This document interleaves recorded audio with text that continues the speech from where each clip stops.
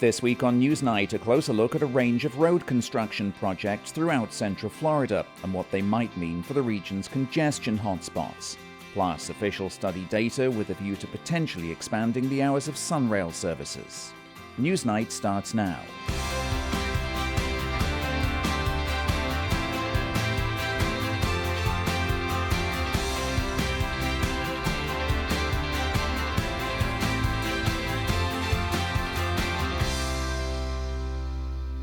Hello, I'm Steve Mort. Welcome to Newsnight, where we take an in-depth look at the top stories and issues in Central Florida and how they shape our community.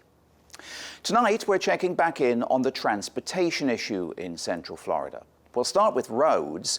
Last weekend, the Florida Department of Transportation opened several new ramps connecting I-4 with what's known as a diverging diamond intersection at Darrell Carter Parkway. That intersection opened earlier this year and is one of several major construction projects that are part of the I-4 Beyond the Ultimate program. The Florida Department of Transportation says projects like this one are designed to ease congestion, particularly in heavily trafficked areas in Central Florida's tourist corridor. Amid record visitor numbers last year, combined with the opening of Epic Universe, exits along I-4 are feeling the strain.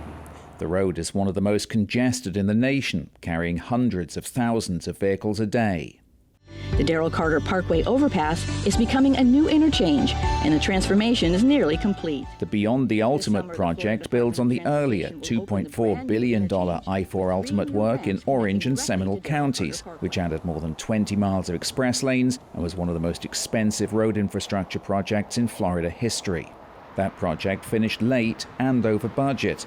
Keen to speed up future work, lawmakers in the most recent legislative session agreed to allocate $1.7 billion for the current fiscal year to accelerate completion of express lanes extending into Osceola and Polk counties, a scheme dubbed Moving I-4 Forward.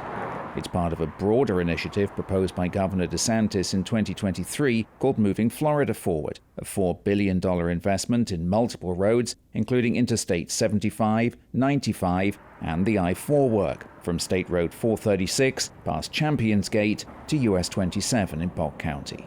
We're going to continue working really hard to increase mobility, reduce congestion, make sure Florida continue to lead the way. It's important for quality of life. It's also important for our continued economic vitality. Governor DeSantis there. Well, let's bring in our panel now to break it all down. And joining us in the studio this week, Catherine Silver from WKMG News 6. You cover events up there in Seminole County. Good to see you here today. Good to see you. Thanks Thank you for having me. Talia Blake, Morning Edition host at Central Florida Public Media. Good to see you, Talia. You too. And Alexa Lorenzo, morning host, traffic expert at WFTV Channel 9. Good to see you, Alexa. Let me start with you on this one, because this is really your wheelhouse, and we'll talk more about those I-4 Beyond the Ultimate projects. Let's start with that Darrell Carter Parkway interchange that I just mentioned briefly there. Just explain exactly what is new there. So back in March, they opened the Diverging Diamond interchange, where they temporarily moved traffic from Darrell Carter onto the left, then back onto the right, eliminating conflict points. That was ready to go and open to drivers in March, so they can get used to how that works. It's supposed to allow twice the amount of vehicles through in the same amount of time and cut conflict points in half. So it's been months since drivers we're adjusting to that. The new thing that opened on Saturday were the 3 new ramps at I-4 and Darrell Carter. So it's one eastbound and one westbound I-4 off-ramp to Darrell Carter. That's the new exit 70. And it's an eastbound I-4 on-ramp from Darrell Carter. So the ramps have now completed the majority of this project. Well, so what about those conflict points then? What does the state say the benefits of a diverging diamond like this one will be for drivers? Yeah, well, she kind of alluded to it already. You know, we're going to see less time at the red lights, so, you know, kind of coming through that area quicker, more people in the same amount of time to try to like alleviate traffic in that area. More people going through, less time. It's going to result in it's going to result in that. Fewer tailbacks. Yeah. I mean, this is just one of the exits, right, that is is being redone. There's many up and down I-4, including in your patch in Seminole County. Yeah, absolutely. Always the story is there's construction all over Florida. Yeah. That's what everyone always complains about, right? In Seminole in particular, we've seen a lot of work this year happening near Reinhardt and 46A just off of I-4. I personally drive through that stretch almost every single day, and it certainly backs up down that exit ramp off of I-4. So they are working to increase the capacity there, add some turn lanes, modify the ones, and you've seen a lot of change within the last year.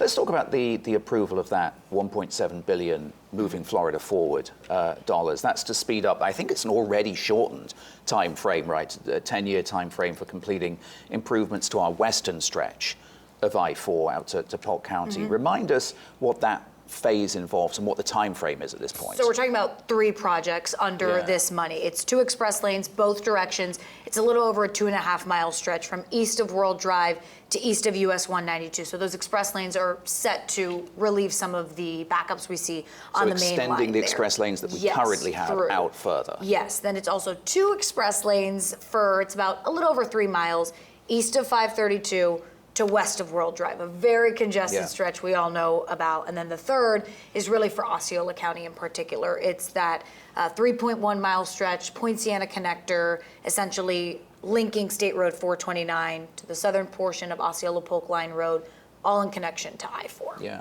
As you know, I was skeptical about the toll roads when they first began, but I've sort of come around somewhat as I zip by the traffic that stood still. There are other big improvements in moving Florida forward, in fact, around the state, including some in our area. I think one of them in Ocala? Yeah, they're looking to make improvements to I-75 around State Road 326, kind of going to the north. There's also Project State Road 44 in Sumter County. We're looking at roughly about 30 miles, adding an additional auxiliary lane in there so that way we can, kind of just alleviate traffic, reduce congestion. As we know, people are moving to Florida every single day, which means more cars on the road every single day. So the more lanes that we can have to reduce that traffic, the better. Well, as Talia says, we are growing a lot. The Central Florida Expressway Authority is also considering significant projects, including some, right, that have been in the works for quite a long time. Yes, particularly the proposed toll road that would connect the 417 to Sanford's airport. They've been talking about what that could look like for nearly 2 decades now. They're finally getting closer to that preferred route. They've wound it down. They just had some public hearings within this last month. They're looking forward to what the board will ultimately decide in October. Hopefully it'll alleviate a lot of traffic on Lake Mary Boulevard if they give their go-ahead. Well, Talia said the more lanes, the better. But I wonder if that is actually the case, right? Because all this road building, I guess, is aimed at reducing congestion, right? But there is some disagreement amongst urban planners, amongst people who build roads. There's something called induced demand, where the new roads, in fact, actually create traffic rather than help ease it. Just explain that a little bit. We've all heard the phrase, if you build it, they will come, right? So it kind of works for roads, too. The more lanes you open, the more traffic most people think we can anticipate. So the thought process here, and some of these analyses date back to 1970s that we're looking at.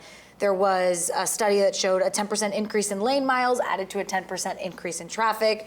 And essentially, the critics of these expansion products say, we'll see the benefit for a few months, maybe a year, but once people get used to it and it's the norm, we're just going to see more traffic. So that's the pushback there. There's a highway in Houston that saw longer commutes after a big expansion project. So it's something that we hope, I don't know what this material is, that we don't think it's see. worked, That we don't see here. Yeah, well, certainly Florida's traffic planners certainly seem to believe it'll help. So we'll see. And it has a little bit in that Polk County World Drive Osceola stretch. Yeah. They expanded there, and it's helped for a few months so far. So. Well, we'll see how it goes over the years, definitely. We've put links to the road construction umbrella projects that I just mentioned on our website. They have much more detail on the ongoing and planned work. It's all at wcf.org/newsnights. Next tonight, we'll turn to trains, starting with Brightline. A year-long investigation by the Miami Herald and our public media partners WLRN involving painstaking data gathering finds more than 180 people have been killed by Brightline trains since 2017, an average of 1 fatality every 13 days. The report points out that the company has not been found at fault for any of the deaths on its tracks, but it claims Brightline has failed to urgently address the dangers. I spoke earlier this week with WLRN's Daniel Rivero, one of the journalists involved in the investigation. What we did is we went to every medical examiner's office in all the counties that Brightline runs in. We requested all the deaths by train in all those areas, and then we had to whittle those down to specifically Brightline incidents, because there are many other incidents that happen. So we had to do that. Then we requested autopsy reports for many of those. Then we got police reports. And then we made phone calls, we talked to loved ones, we did a lot of other, door knocking and that kind of reporting just to square things out a bit. And all things included, we came up with a number of 182 from when our story first published, of the number of people that have been struck and killed by Brightline trains. It was far larger than had been reported before. And a lot of that is because not every death has made the media. So there's organizations and reporters that have been tracking it, but it's only by media reports. Well, sometimes things happen in an odd hour. It was a person on foot. It wasn't a vehicle, so the train didn't have to stop for so long, et cetera. So not everything got reported. But with this reporting, we feel really very strong. We have the best look on the actual fatalities that have been reported so far, and the company did not dispute our findings on that. What are the key reasons why we're seeing so many fatalities and injuries as well on top of that? One of them is Brightline and Florida East Coast Railway, which owns the actual physical tracks. For years, they resisted putting up fences or creating physical barriers that would stop people from just walking onto the tracks. And I should underscore, the vast majority of deaths that we found were not people driving. They were actually people on foot, often crossing in between neighborhoods, not at crossings. That's in large part that happens because it's so easy to access the tracks. So both companies resisted putting up fencing or other kind of barriers. It does cost a lot of money. They're more warm to doing that now. There was a report from the Federal Railroad Administration from 2014 where federal investigators looked at this stretch of railroad and they said they raised some real serious red flags about the route that it would take through densely populated neighborhoods. And they flagged it for state officials and for the company themselves and for local governments, saying some of these crossings are not going to be safe when we're running 32 passenger trains per day at 79 miles an hour through them. They recommended that they would close. None of those crossings have been closed. Another one is local governments did not want to subject residents to the train horns blowing. Now, train horns exist to warn people for safety reasons. So we have up and down the corridor, the vast majority of it, where trains do not have to sound their horns. And we know that when that happens, there are more incidents and more deaths. So we have many layers of things that did not happen for one reason or the other, and they all contributed to this extremely high death toll. Well, let's talk about the response to your reporting here. You mentioned before that Brightline has not pushed back on any of the actual data, but writ large, what has their response to your reporting been? The company's response overall is that the primary responsibility for all of this is on the individuals. It's on the people who cross the tracks on foot where they should not be crossing, on drivers that in some cases we've seen and we reported on in our story drove around the barriers that did exist and they're being reckless. So the company's stance is the company has spent hundreds of millions of dollars on safety improvements, and this ultimately is every case of death or injury is avoidable. Daniel Rivero there from WLRN Public Media in Miami. Alexa, I'll start with you on this one because you've covered Brightline extensively. How does the company respond when asked about that sort of America's deadliest railway moniker? They put the blame anywhere but them, really. The train has never gone off the tracks. It hasn't been a mechanical error. And yes, we are talking about people's lives and decisions that were made, but they have always remained pretty steadfast in the belief that they're just operating railway and it's not a conductor issue, an engineering issue, that it's human error, trespassing. So they have been pretty adamant about that. And of course, they are running through a highly densely populated area, particularly on the southern stretch. And that's where the criticism comes in from. Yeah. It is a highly populated area, and people do have access to cross somewhat freely. They're trespassing, but free will, they cross. And that's where we see these tragedies happen. So that has been the pushback. We need more grade crossings. We need more infrastructure, more enforcement to keep people from crossing. I mean, of course, there has been years-long funding delays from the federal government for crossing improvement. Daniel Rivera, in fact, told me that the Trump administration has just signed off on a large grant for fencing.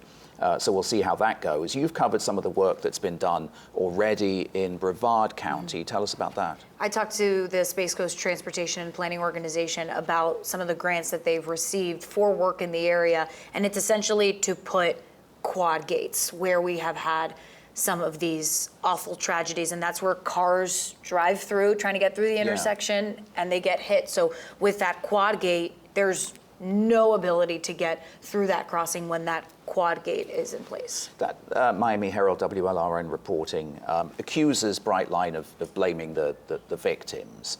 But it does seem, I mean, the Florida Rail Safety Coalition, I think that was established last year, seems to agree, right, that highway users frequently are at fault. Yeah, they do. They actually did a study over like a 9-10 year period between 2013 and 2022 that found that majority of people or majority of accidents that happen are because of behaviors by people, preventable behaviors that they call it. So I think they said about 88% of the incidents were because people were stopping on the crossing, or they were not stopping, or they were stopping then going, or they were just going through the gates, things that they could have prevented and not done to not be in that incident. So the coalition does agree that these are things that people can stop to, stop, what's happening. Yeah, worth mentioning as well that the data compiled on that reporting also finds that Sunrail is one of the top 10 deadliest railways in the country as well. Meanwhile, Catherine, there are plans to continue with that eventual Brightline extension down to Tampa via the shared Sunshine Corridor with Sunrail. There were some moves last week on funding for that extension. What do we know? Right. Brightline wants to secure about $400 million in bonds to develop and design that Sunshine Corridor connector from Tampa to Orlando.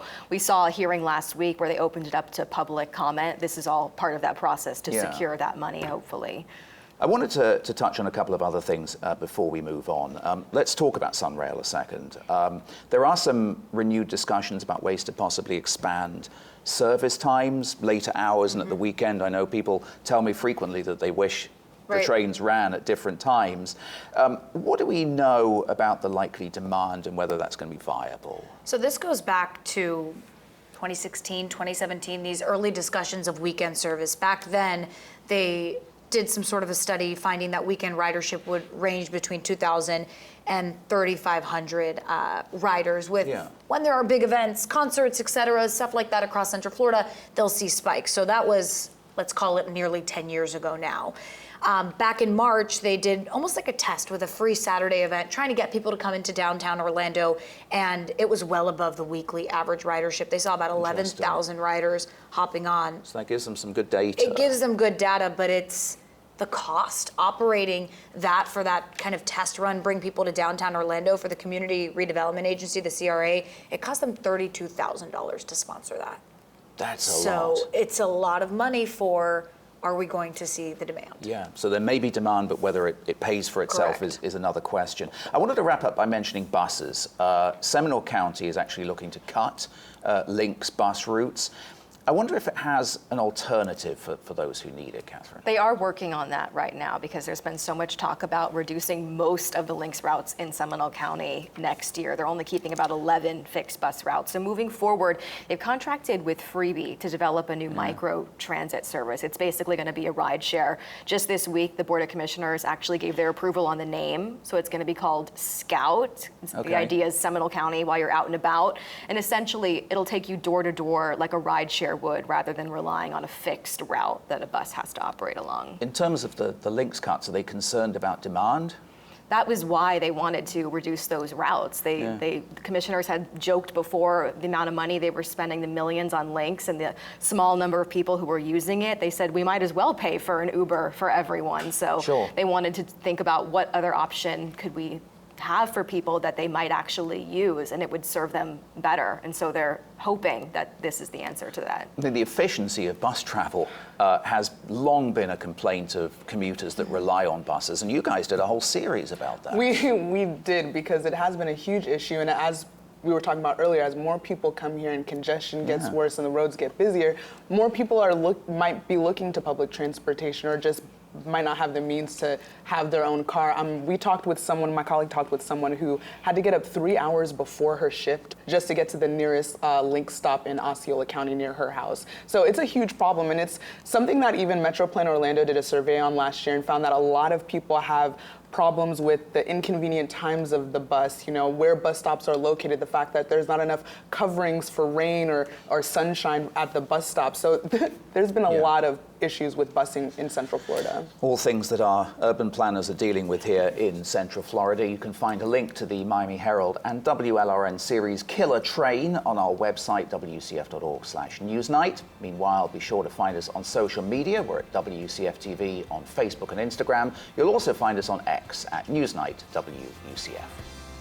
Okay, finally tonight, another important part of the story of growth in Central Florida. The Orange County Commission last week said it would not repeal its rural boundary charter amendment approved by voters. The county's faced pressure to make changes to the boundary, as well as its Vision 2050 growth plan and an ordinance on development in the Lake Pickett area. It's all because Governor DeSantis signed SB 180 earlier this year, which retroactively limits local government's abilities to impose certain restrictions on construction. Supporters say it's designed to help communities with recovery after Hurricanes Debbie, Helene, and Milton. Critics claim it's a backdoor way to allow unfettered development. The Commission recently held a hearing on the issue with public inputs. We didn't vote for Senate Bill 180. We voted for local control, for balance, for a future that belongs to us. Please do not give in to state overreach. Defend our right to plan our county's growth based on our needs, not developers' bottom lines. We have to stand up to bullies.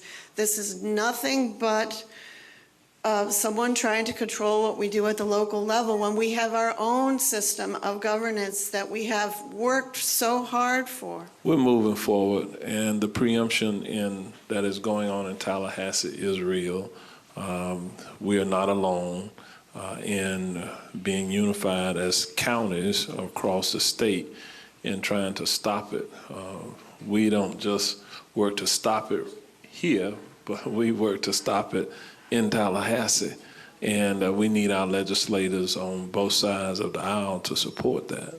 Orange County Mayor Jerry Demings at that recent commission hearing. Alexa, WFTV has been covering this story. Developers are pressuring Orange County to allow developments in the rural boundary based on passage of that bill.